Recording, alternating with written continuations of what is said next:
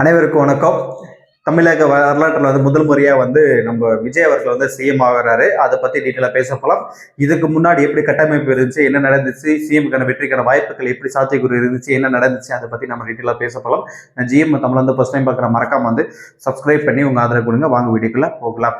தமிழக வெற்றி கழகம் பார்த்தீங்கன்னா முதல் முறையாக தேர்தல் சந்திச்சதுலேயே மிகப்பெரியான வெற்றி. கிட்டத்தட்ட 31%, 31லேருந்து 35% வரைக்கும் வாக்கு வித்தியாசத்தில் மிகப்பெரிய வெற்றியை கண்டிருக்காங்க சொல்லணும்.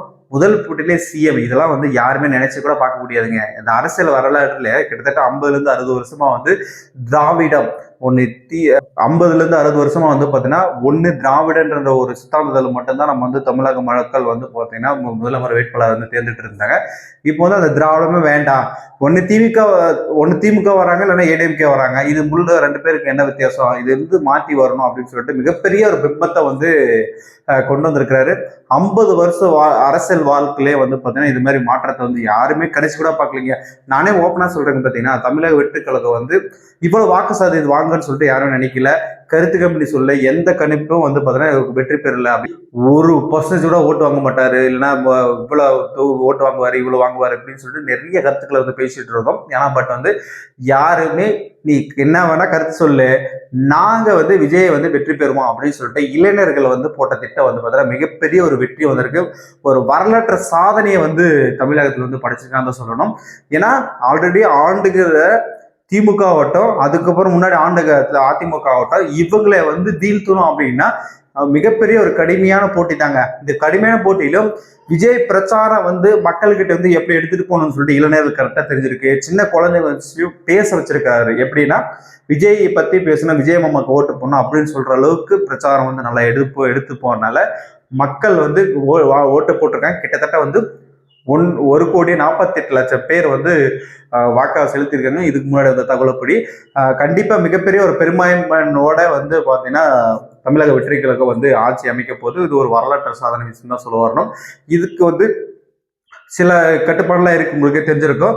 இப்ப 118 மேல வெற்றி பெற்ற தரப்ப ஆட்சி அமைக்க முடியும், என்ன பண்ணுவாங்க அப்படின்னு கேட்டீங்கன்னா, சின்ன சின்ன கட்சிகள் இருக்கு இல்லையா, இப்ப காங்கிரஸ் ஆகட்டும், விடுதலை சிறுத்தைகள் ஆகட்டும், கம்யூனிஸ்ட் ஆகட்டும், அதுக்கப்புறம் தேமுதிக ஆகட்டும், பாமக ஆகட்டும், இந்த மாதிரி கட்சிகள் பாத்தீங்கன்னா நான் விஜய்க்கு ஆதரவு கொடுக்குறேன், இவங்க பெரும்பான்மையோட ஆட்சி அமைக்கட்டும் அப்படின்னு சொல்லிட்டு ஒத்துழைப்பு கொடுத்தாங்கன்னா மிகப்பெரிய ஒரு மாற்றம் வரப்போகுது. தமிழகத்துல மிகப்பெரிய மாற்றங்க.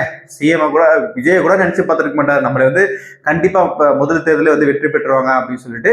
ஆனா பட் இதுக்குள்ள யார் காரணம் அப்படின்னு பாத்தீங்கன்னா இளைஞர்கள் தான் சொல்லணும். இளைஞர்கள் அதுக்காக மிகப்பெரிய ஒரு பாடுபட்டிருக்காங்க.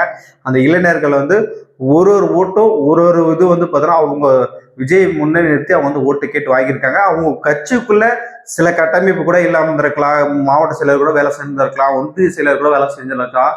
ஆனா எதுவுமே கட்டமைப்பு இல்லாம இருந்து வெற்றி பெற்றிருக்காங்க. ஆனா பட் இந்த அளவு கட்டமைப்பு பண்ணி மிகப்பெரிய ஒரு ஆளுமை இருக்கிற திமுகவே பார்த்தீங்கன்னா டெபாசிட் இலக்க வைக்கிற அளவுக்கு மிகப்பெரிய ஒரு மாற்றத்தை கொண்டு வந்திருக்காங்க. அதுதான் மிகப்பெரிய ஒரு மாற்றங்க. என்னங்க அரசியல்ல பார்த்தீங்கன்னா இப்பெல்லாம் பணம் தான் அதிகமா புழக்கத்துல இருக்கும். பணம் கொடுத்து மக்களை பார்த்தீங்கன்னா ஓட்டு வேற ஆளுக்கு மாத்தி போட்டாங்க அப்படின்ற விஷயத்த நிறைய பரவலா பேசப்படுறதே காதலை கேட்கற விஷயங்கள்லாம் எனக்கு நல்லாவே தெரிய வருது. அதனால பணத்தை வாங்கி விஜய் சொன்ன மாதிரி தான் சொல்ல வர்றோம். பணம் நீங்க எங்க வாங்கிக்கோங்க, 2 பேருக்கிட்ட வாங்கிக்கோங்க, ஆனா ஓட்டை மட்டும் விஜய்க்கு போட்டுருங்க அப்படின்னு சொன்னாரு. அந்த விஷயம் நல்ல மக்களுக்கு கூர்ந்து கவனிச்சிருப்பாங்கன்னு நினைக்கிறேன். நீ எத்தனை லட்சம் கொடு, எத்தனை கோடியே செலவு பண்ணு, ஆனா ஓட்டு விஜய்க்கு தான் போடுன்னு சொல்லிட்டு நிறைய போட்டிருக்கேன். மக்கள் வரவேற்கத்தக்கதை நானும் வரவேற்கிறேன். மிகப்பெரிய ஒரு வாழ்த்துக்கள் சொல்லிக்கணும் வெற்றி பெற்ற வேட்பாளர்களா. நல்லா நினைச்சு கூட பார்க்கலீங்க விஜய் இப்போ வெற்றி பெறுவாருன்னு சொல்லிட்டு. நாள ஒரு 4 பேர் 5 பேர் வரைக்கும் வெற்றி பெறுவாருன்னு சொல்லிட்டு நம்ம கணிச்சது, விசாரிச்சது, கேட்டதெல்லாம் அந்த அளவு தான் இருந்துச்சு. ஆனா பட் மக்களோட மனநிலையே கணிக்க முடியலைங்க.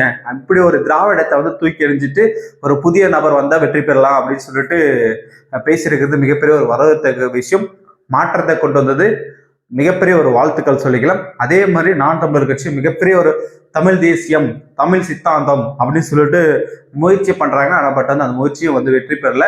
திராவிடத்தை ஓரம் கட்டிட்டு புதிய கட்சி வெளியே உள்ள வந்திருக்கு. இதனால நிறைய பிரச்சனைகள் சந்திக்க கூட நேரும். அதெல்லாம் நீங்க சமாளிச்சு கண்டிப்பா மக்கள்கிட்ட எடுத்து வச்சு விஜய் வெற்றிகரமாக இந்த 5 ஆண்டு மிகப்பெரிய ஒரு மாற்றத்தை தமிழகத்துல கொண்டு வரணும். கொண்டு வராருன்னு எதிர்பார்க்கலாம். கண்டிப்பா ஒரு விஷயம் நம்ம தான் அதை பத்தி பேச போலாம். நிறைய பேர் தமிழக வெற்றி கழகத்தில் வந்து கொண்டாடுறவங்க வந்து கொஞ்சம் சேஃபாக கொண்டாடுங்க. உங்களோட வெற்றி வந்து எல்லாருக்கும் வெற்றியாக இருக்கணும், அதாவது பாதிப்பு ஏற்படுத்தாமல் இருக்கணும் அப்படின்றது என்னோட கருத்து. அதே மாதிரி தற்கொலை கூட்டம் அப்படி இப்படிலாம் சொன்ன கேள்வி பண்ணவங்களுக்கு வந்து பார்த்தோன்னா நீங்க வந்து மிகப்பெரிய ஒரு பதிலடி கொடுக்கணும். அந்த அளவுக்கு வந்து பார்த்தோன்னா சிறப்பாக உங்க ஆட்சி அமைக்கணும். உங்களை நம்பி உங்க தலைவரை நம்பி வந்து பார்த்தோன்னா மக்கள் வந்து ஓட்டு போட்டிருக்காங்க. அந்த ஓட்டு வீண் போடக்கூடாது. எதுக்கடா நம்ம இவங்களுக்கு ஓட்டு போட்டோம் அந்த மாதிரி நிலைமை மாறக்கூடாது. இதுக்கு முன்னாடி ஆண்ட கட்சிகளாகட்டும் அவங்க எத்தனை முறை வந்து பார்த்தீங்கன்னா ஒரு பிம்பத்தை கிரியேட் பண்ணாங்க. அது மட்டும் இல்லாம தமிழகத்துல நாங்க தான் கோட்டை, இது எங்க கோட்டை, இது எங்க கோட்டை அப்படின்றதெல்லாம் உடைச்சு தூக்கிறது. சென்னையிலே கிட்டத்தட்ட வந்து 16 தொகுதியில வந்து 15 தொகுதிக்கு மேற்பட்ட வந்து பார்த்தோன்னா வெற்றி பெற்றிருக்கீங்க. மிகப்பெரிய ஒரு ஹேண்ட்ஸ் ஆப், வாழ்த்துக்கள். நிறைய விஷயங்கள் வந்து மாற்றத்தை வந்து கொண்டு வந்திருக்கிறாங்க. மக்களும் எதிர்பார்த்து தான் இருந்திருக்காங்க. இந்த நிலைமை மாற்றம் வந்தது மிகப்பெரிய ஒரு அது வரவேற்கத்தக்க விஷயங்கள் அப்படின்றது என்னோட கருத்து. கண்டிப்பா வந்து விஜய் வந்து சிஎம் ஆயிடுவாரு. நிறைய பேச்சுவார்த்தை நடந்துட்டு இருக்குது. கூட்டணிக்காக பேச்சுவார்த்தை உடனே நடந்துட்டு இருக்கு. எனக்கு தகவல் நிறைய விஷயங்கள் பேசப்பட்டு இருக்கு. கண்டிப்பா வெற்றி பெற்றுட்டீங்க. வாழ்த்துக்கள். நல்ல விஷயங்களை செய்யுங்க.